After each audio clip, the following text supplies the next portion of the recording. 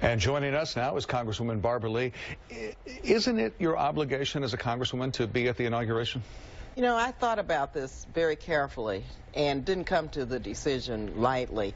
Actually, I decided last week and put out my statement, I believe it was last Thursday, that I was not going to attend. It's not an obligation to attend a celebratory event. I agree with the peaceful transfer of power. I respect that.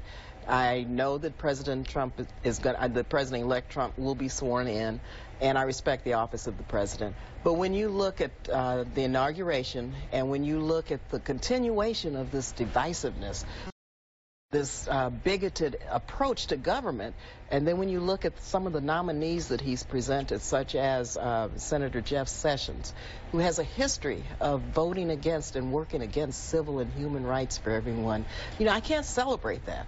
When you look at the denigration of women, when you look at the fact, and I heard one of his representatives say earlier, he's going to live up to his campaign commitments, wanting to build a wall, wanting to impose a ban on Muslims. I can't celebrate that, and so in good conscience, I'm going to not attend, and I'm going to work to help organize some of the resistance to some of the policies that look like will be moved forward. You say what really moves you is the divisiveness, the divisions that this is creating, but you're saying you're not wanting to celebrate the inauguration on Friday, but don't you think that further perpetuates it by having more than 25, 30 members of Congress not attending something that celebrates the highest office in the land? Absolutely not. Today is Dr. King's birthday, and we're celebrating the life and legacy of Dr. King. And Dr. King, in several of his speeches, one which I'm talking about today in April 1967, he says, silence is betrayal. There's some of us who have got to be clear about where we are, how we're going to resist some of the very terrible backwards policies that this administration is proposing. Now, yes, we will work to create jobs and do whatever else we can do with the president if it makes sense for everyone.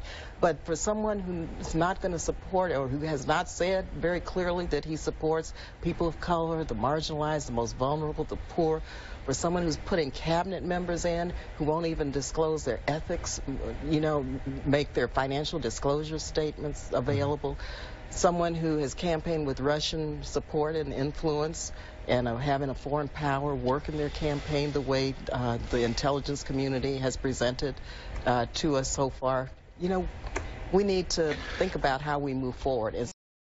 Cannot in good conscience celebrate this. If I reversed it, if I said that we were going back to when President Obama was being inaugurated, and Republicans came out and said the same thing that you're saying, which is I can't support this president in good conscience and I am going to boycott his inauguration, what would you say to that? Let me tell you, let me remind you what happened. Senator Mitch McConnell, you know, and others decided on that day that they were not going to support President Obama in any effort. They decided, and history. But couldn't I argue that you're doing the same thing? I'm not doing the same thing because I am not celebrating this inauguration. I'm working actually to try to bring some unity and try to help resist an agenda that's going to be more divisive. I'm trying to help bring women and people of color and the Muslim community and the LGBT community together to talk about how we protect the gains and how we move forward and how we're not going to allow us to move backwards. And I don't think Dr. King would want us to not do this. What about Representative John Lewis? He's a civil rights icon. We're talking about civil rights on a day like today, Martin Luther King Jr. Day. He is not attending the inauguration. He says he's skipping it. And he also says that he doesn't see Donald Trump as a legitimate president. Do you agree with that? Well, first, John Lewis is an icon. He's a moral leader. He's a civil and human rights leader. And so when John Lewis speaks, the world, quite frankly, listens. But do you agree when he says he calls into question the legitimacy of our next presidency? You know, you're asking me to say yes or no to a question that we can't answer yes or no to yet. I just don't know because we haven't had the investigation. And what I am saying is we need to have an independent investigation by a bipartisan commission to determine how and what the level of foreign power and Russian influence was in this election. Once we know that, then we will know. I was one of those who protested the certification of the Electoral College. And it was based on what the intelligence community had provided to us, which John Lewis has laid out in terms of foreign power interfering in this election. So I'm not prepared to say yes or no.